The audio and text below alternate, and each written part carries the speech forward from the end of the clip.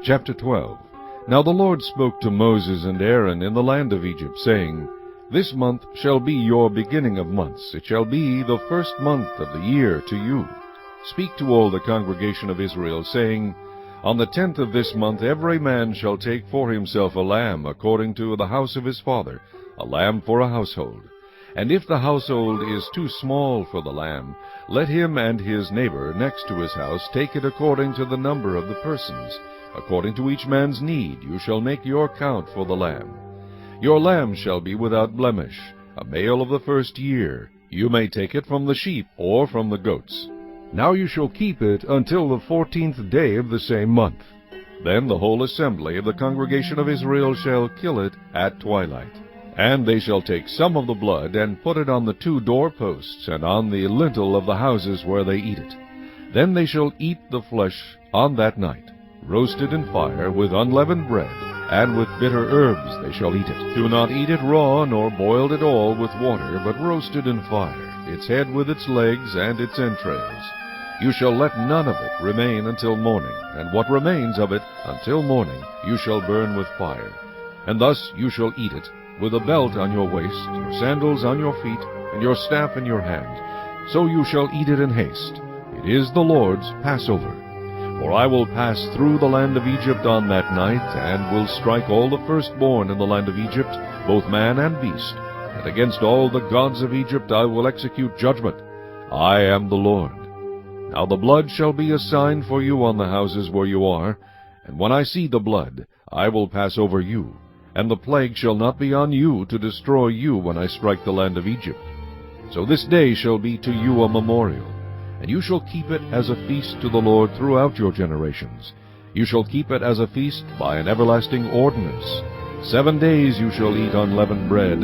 On the first day you shall remove leaven from your houses. For whoever eats leavened bread from the first day until the 7th day, that person shall be cut off from Israel. On the first day there shall be a holy convocation, and on the 7th day there shall be a holy convocation for you. No manner of work shall be done on them, but that which everyone must eat, that only may be prepared by you. So you shall observe the feast of unleavened bread, for on this same day I will have brought your armies out of the land of Egypt. Therefore you shall observe this day throughout your generations as an everlasting ordinance. In the first month, on the 14th day of the month at evening, you shall eat unleavened bread until the 21st day of the month at evening. For 7 days no leaven shall be found in your houses, since whoever eats what is leavened, that same person shall be cut off from the congregation of Israel, whether he is a stranger or a native of the land. You shall eat nothing leavened. In all your dwellings you shall eat unleavened bread. Then Moses called for all the elders of Israel and said to them, Pick out and take lambs for yourselves according to your families, and kill the Passover lamb.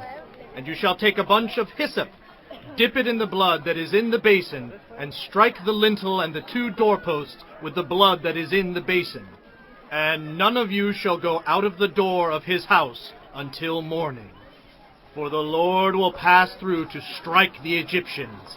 And when he sees the blood on the lintel and on the 2 doorposts, the Lord will pass over the door and not allow the destroyer to come into your house to strike you. And you shall observe this thing as an ordinance for you and your sons forever. It will come to pass, when you come to the land which the Lord will give you, just as he promised, that you shall keep this service. And it shall be, when your children say to you, What do you mean by this service? That you shall say, It is the Passover sacrifice of the Lord, who passed over the houses of the children of Israel in Egypt, when he struck the Egyptians and delivered our households. So the people bowed their heads and worshipped. Then the children of Israel went away and did so, just as the Lord had commanded Moses and Aaron, so they did. And it came to pass at midnight that the Lord struck all the firstborn in the land of Egypt, from the firstborn of Pharaoh, who sat on his throne, to the firstborn of the captive who was in the dungeon, and all the firstborn of livestock. So Pharaoh rose in the night, he, all his servants, and all the Egyptians. And there was a great cry in Egypt, for there was not a house where there was not one dead. Then he called for Moses and Aaron by night, and said, Rise, go out from among my people, both you and the children of Israel, and go, serve the Lord as you have said. Also take your flocks and your herds as you have said, and be gone, and bless me also. And the Egyptians urged the people that they might send them out of the land in haste, for they said, "We shall all be dead." So the people took their dough before it was leavened, having their kneading bowls bound up in their clothes on their shoulders. Now the children of Israel had done according to the word of Moses, and they had asked from the Egyptians articles of silver, articles of gold, and clothing. And the Lord had given the people favor in the sight of the Egyptians, so that they granted them what they requested. Thus they plundered the Egyptians. Then the children of Israel journeyed from Ramses to Succoth, about 600,000 men on foot, besides children. A mixed multitude went up with them also, and flocks and herds, a great deal of livestock. And they baked unleavened cakes of the dough which they had brought out of Egypt. For it was not leavened, because they were driven out of Egypt and could not wait, nor had they prepared provisions for themselves. Now the sojourn of the children of Israel who lived in Egypt was 430 years.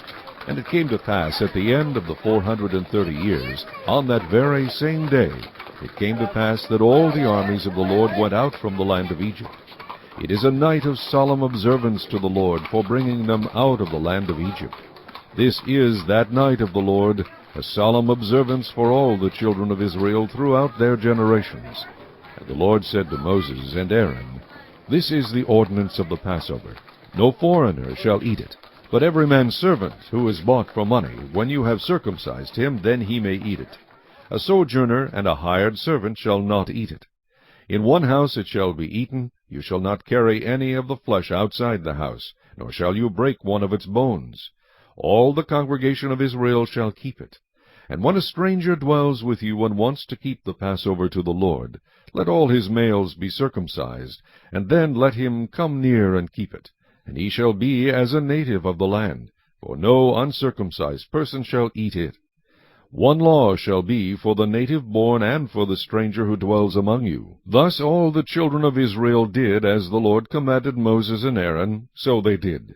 And it came to pass on that very same day that the Lord brought the children of Israel out of the land of Egypt according to their armies.